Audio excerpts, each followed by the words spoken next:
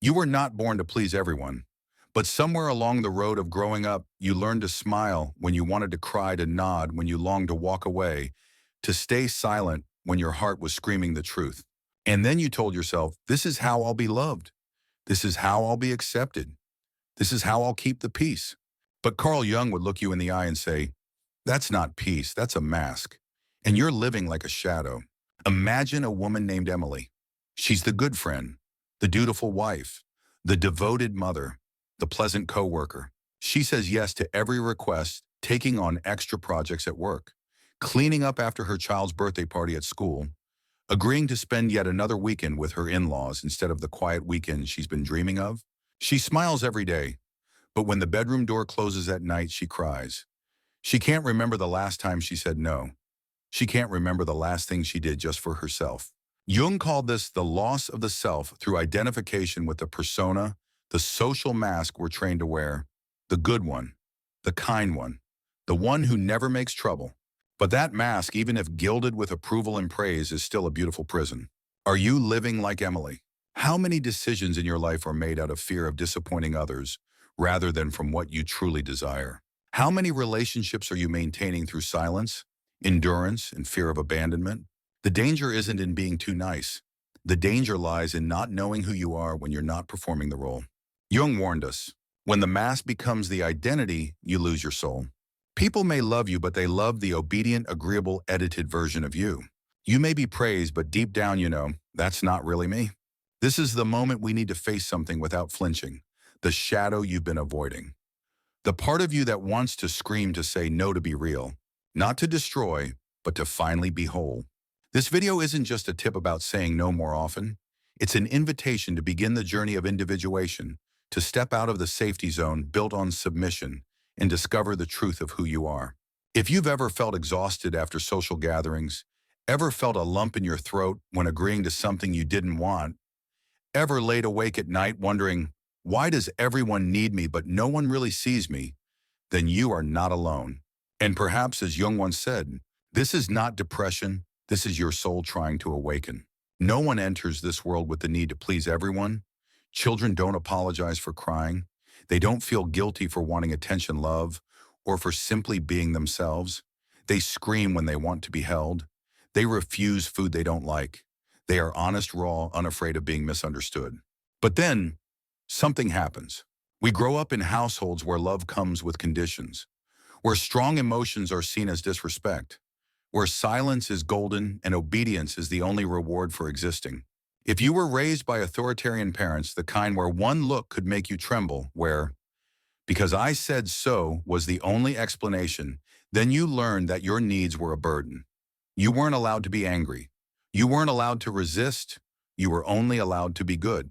If you had over-controlling parents who micromanaged everything from your clothes to your friends, you were taught that your instincts were dangerous. You learned that if you didn't follow the rules, you'd ruin everything. So you started doubting yourself. Some of us grew up in emotionally unavailable homes where love was distant and cold like a winter that never ends. There you had to be the low-maintenance child to get attention. Your presence became a burden unless you smiled, helped, and stayed quiet. All these children from different homes grew up wearing the same mask, the pleasant one. They don't remember the last time they said no. They began to equate being loved with losing themselves. Carl Jung once said, "The shadow that is not made conscious will speak through illness." And it's true, people-pleasers become adults with chronic anxiety, who feel guilty setting boundaries, who fear rejection, being disliked, disappointing others. But what's the cost? It's that nameless depression when you've achieved everything and still feel empty. It's burnout when you've said yes to everything and everyone, except yourself. It's unbalanced relationships where you give endlessly and never dare to ask. It's identity confusion when you can no longer tell what you want from the roles you're stuck playing. And worst of all, you begin to abandon your own self. Every time you smile when you want to cry, you're telling your inner self you don't matter. Every time you stay silent instead of speaking up, you teach others I have no boundaries. Let's be clear, people-pleasing is not kindness. It's a survival strategy hardwired in childhood. And it's time we see it, not to judge it, but to free it. No one deserves to live a life of simply being pleasant. You weren't born to be a digestible version of yourself. You deserve to be loved for your truth, not for your ability to make others comfortable. And if you're reading this with a lump in your throat, you are not alone. There are millions like you grown adults carrying a forgotten child within quietly asking, would I still be loved if I were fully myself? The answer is yes. But first you have to be the one who loves yourself enough to disappoint others if you must. Carl Jung said, no one becomes enlightened by imagining figures of light, but by making the darkness conscious. So be brave. Leave a comment below. I once lost myself to be loved, or I'm learning to say no. These aren't just confessions. They're the birth of a more honest self. And you are not alone. Let's build a community of people walking this awakening path together. Persona is the mask we wear to meet the expectations of the world. But the danger lies in forgetting that it's just a mask. Carl Jung. We live in a world that teaches us how to fit in, but never how to be honest with ourselves. From a young age, the first thing we learn is not who am I, but who do others want me to be. At school, what matters is not what you feel, but that you sit still and follow the rules. At home, it's not honesty that's rewarded, but obedience. Later in life in the workplace, it's not authenticity that gets praised, but adaptability and image management. Bit by bit, we build an acceptable version of ourselves, a persona, a social mask. A polite smile, a well-timed nod, a silence that keeps the peace. You don't even remember when it began. Maybe it was the first time you got scolded for crying too much, or the time you spoke your truth, but were told you were being rude. You learned being real is not safe, it's better to perform. And so the mask took shape. A mask that knows how to say what people want to hear. A mask that knows how to appear normal, capable, likable. A mask that knows if you're agreeable, you'll be accepted. But what happens when the mask stops being a tool and becomes your whole identity? Let me tell you about Daniel, a tech CEO. He has everything society admires: a high income, a happy family, a dream home. But every time he walks into his office, Daniel feels like he's performing. Every sentence, every handshake, every decision doesn't come from his true self, but from the version of him others expect to see. At night when everyone's asleep, Daniel quietly asks himself, if I stop performing, if I show my true self, will I still be loved? That's burnout by impersonation, not from working too hard, but from playing a role for too long. Today, many call this imposter syndrome, the feeling of, I don't deserve this, even after achieving success. But Carl Jung might say, that's what happens when you live too long in persona and forget the self. Do you see yourself in that story? Have you ever said something untrue just to maintain your image? Have you ever agreed to something that hurt you because that's what people expect? Have you ever looked in the mirror and felt you no longer recognize yourself? If your answer is yes, you are not alone. Carl Jung never said the persona was bad. He understood that we need social roles to be a parent, a partner, a leader, a friend. The issue is not the mask. The issue is when you forget it's a mask. When you identify so much with the persona that you lose your inner voice. You stop saying, I don't like this. You stop daring to say, I disagree. You stop pausing to ask, what do I truly want? Imagine an actor playing one role nonstop for 20 years, no backstage, no breaks, no time for themselves. What would happen? They wouldn't just be tired. They wouldn't just be bored. They would lose their existential orientation. That's the state of millions today. Not on a theater stage, but in daily life. They become the perfect version in everyone's eyes, but feel hollow inside. And the cruelest part? When you live too long behind a persona, even the love you receive doesn't touch you. Because deep down, you know they don't know who I really am. They only love the mask. Carl Jung called this alienation of the self, when the soul is lost inside the body it inhabits. So how do you return? The solution isn't to throw away your roles. You don't need to quit your job, leave your family, or disappear from society. The solution is to relearn how to separate yourself from the mask, to listen again to your real voice. Ask yourself, is this truly me? Am I performing or am I living? Am I speaking from my soul or from fear of rejection? Day by day, you learn to stay silent when silence is honest, and to speak up when it really matters. You don't have to remove the mask alone. You don't need to scream to be understood. You just need a safe space to begin telling the truth. If you've ever seen yourself in Daniel's story, if you're living through the quiet exhaustion of not recognizing yourself, then please don't stay silent anymore. Have you ever found yourself saying yes while your heart was screaming no? Have you ever stayed silent in a meeting, not because you agreed, but because you feared being judged? Have you ever bent over backward to please your partner while quietly breaking apart inside? If so, then you're no stranger to one of the most common roles in modern society, the people pleaser. Charming roles in easily forgotten selves. Modern society praises those who are flexible, considerate, empathetic, willing to help. But behind those compliments often lies a soul quietly eroding itself just to remain acceptable in the eyes of others. Let's look at three familiar roles.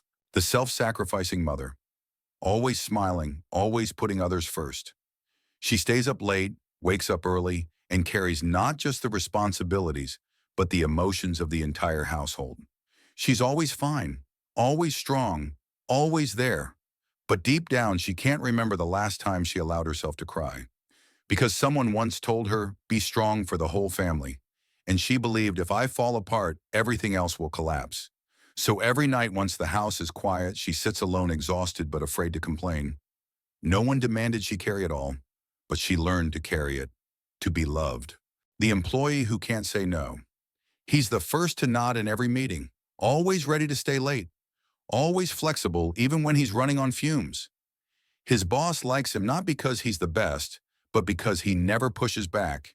He's the nice guy, the low-maintenance one, the gets-it-done guy. But every evening on the drive home, he quietly wonders, why does everyone walk all over my time? That question slices like a blade, soft but daily, because he knows he gave that time away in exchange for being agreeable. The emotionally dependent partner, living on the emotional weather of the other person. She or he or they constantly adjust to keep the relationship smooth. If the other is happy, only then do they exhale. If the other is upset, they instantly assume they're to blame. Peace becomes something they must earn by silencing their own needs. In that relationship, they can't fully show up. They only dare to be the version that doesn't rock the boat, doesn't disappoint. And beneath all these roles is a child. Carl Jung spoke of the inner child, the child within who never truly got to grow up. The child who cried when abandoned, who was called selfish for expressing what they wanted, who was punished for getting angry, who was taught being good means doing as you're told. That child was never taught this truth. Your needs aren't wrong. Your emotions aren't bad. Your anger is a cry for love. No one explained. So the child learned to stay quiet, to smile on cue, to become pleasant. And that child grew up to be you, someone always loved but never fully seen. Kindness does not heal when it's actually a survival strategy. Carl Jung warned, when you abandon yourself just to keep the peace, that's not love, that's acting. People pleasers are not weak. They are survivors, children who built emotional armor out of silence to survive unsafe homes, unsafe schools, unsafe love.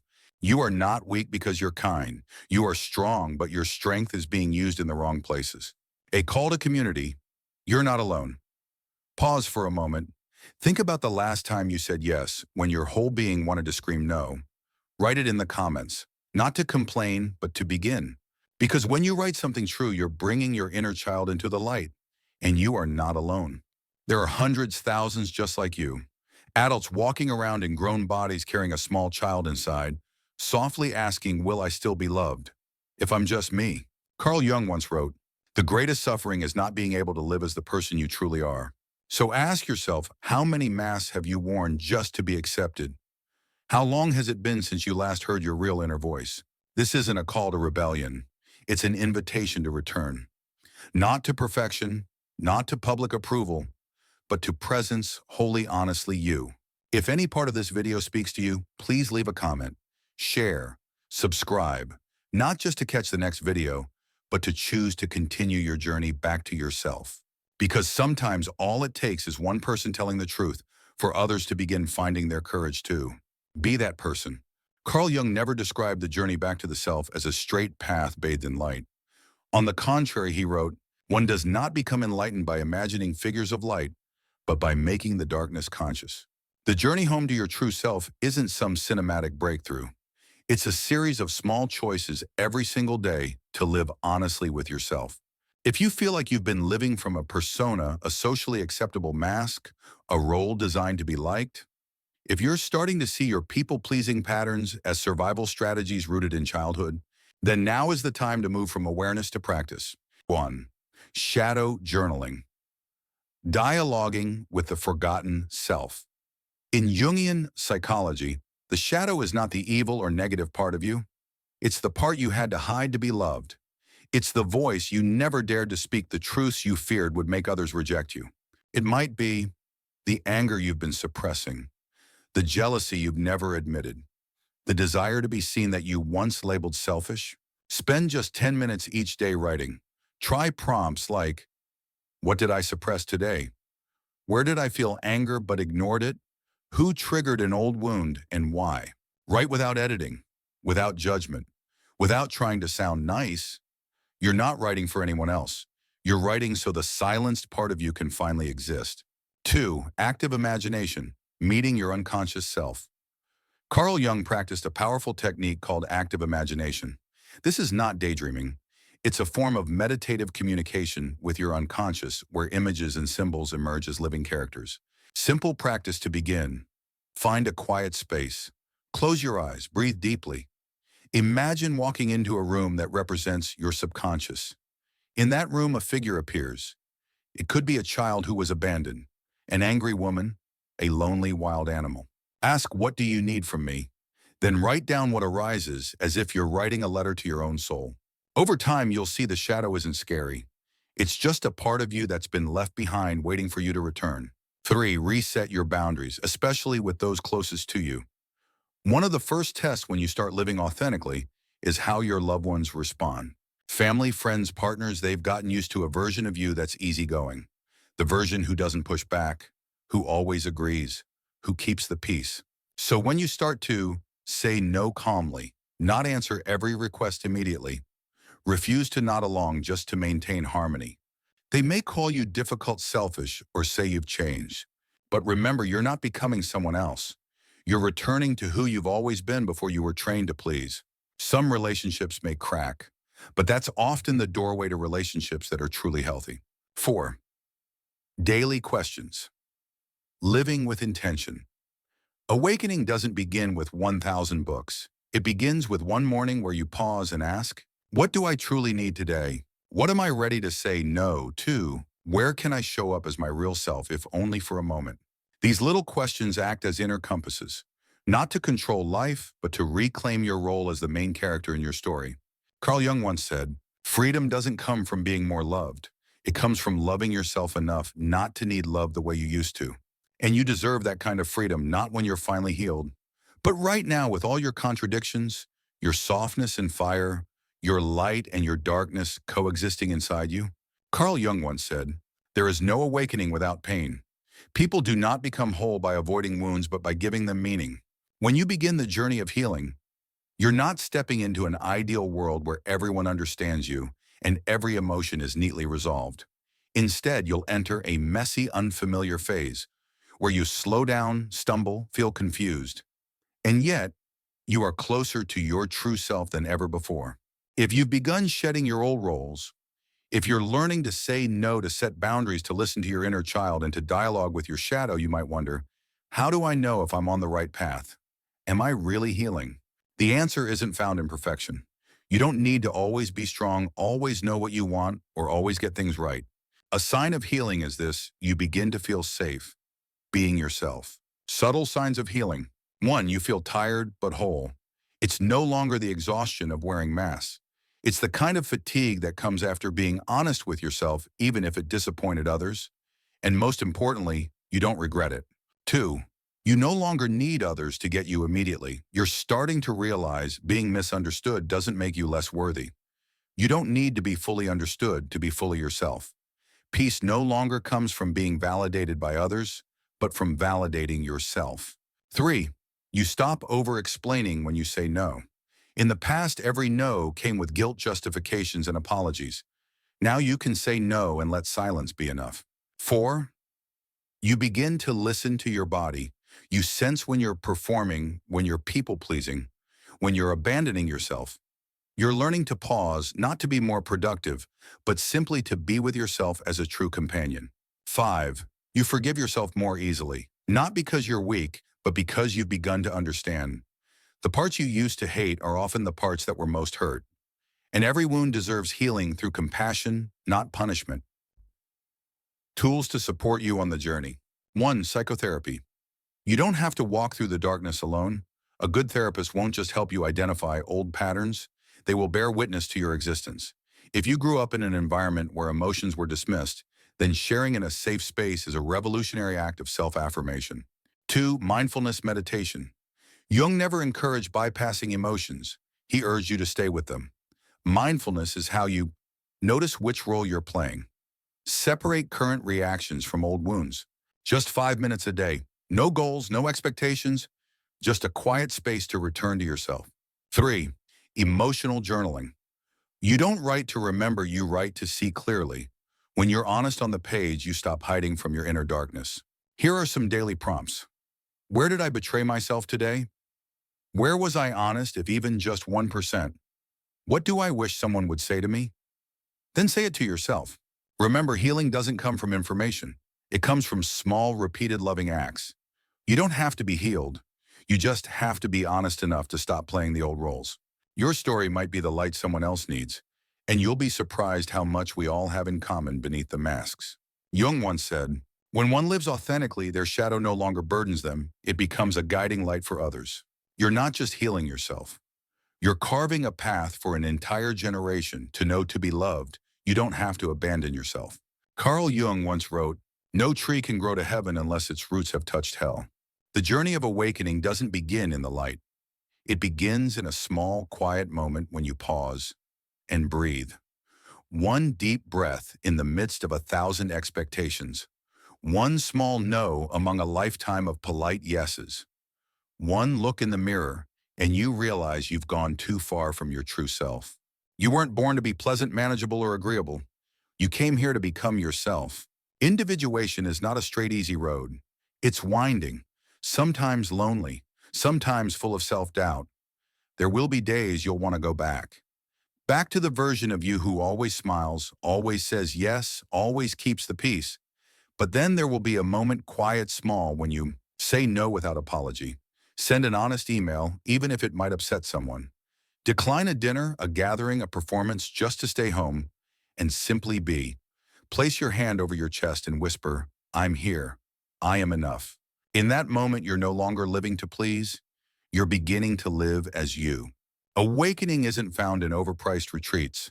It doesn't come through lofty teachings or 1,000-page spiritual texts. It comes on a Monday morning when you tell your boss the truth, on a Saturday night when you choose solitude over fitting in the message you finally send, "I need rest. I need space."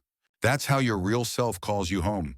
No fireworks, no spotlight, just one small brave step against a lifetime of performance. Carl Jung called it individuation, not the journey to become perfect, but to become whole. You don't need to eliminate your weaknesses. You don't need to be stronger. You don't need to be more positive. You just need to open the door of your inner home and let your vulnerability have a seat. When you stop controlling and excluding the parts of you that hurt, when you no longer judge your sadness, your anger, your exhaustion, that's when your whole being is finally allowed to exist. No pretending, no pleasing, just me as I am. Imagine a world where people don't live to be accepted, but to be authentic. Where no is no longer labeled selfish. I need space is no longer mistaken for withdrawal. I disagree isn't a threat, but an act of self-love. That world won't start with a movement. It starts with one person choosing to live in truth.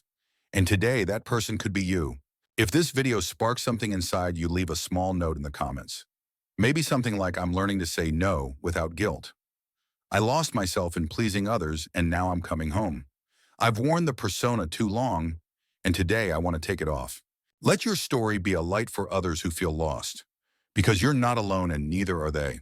If this message reached a deep place in you, subscribe, not just to catch the next video, but to stay anchored in this journey of awakening. Every video isn't just a piece of psychology, it's a gentle invitation to return, to listen, to show up as your true self. Remember this, don't expect the path of awakening to make you more loved. Expect it to make you love yourself enough to stop needing it. Carl Jung.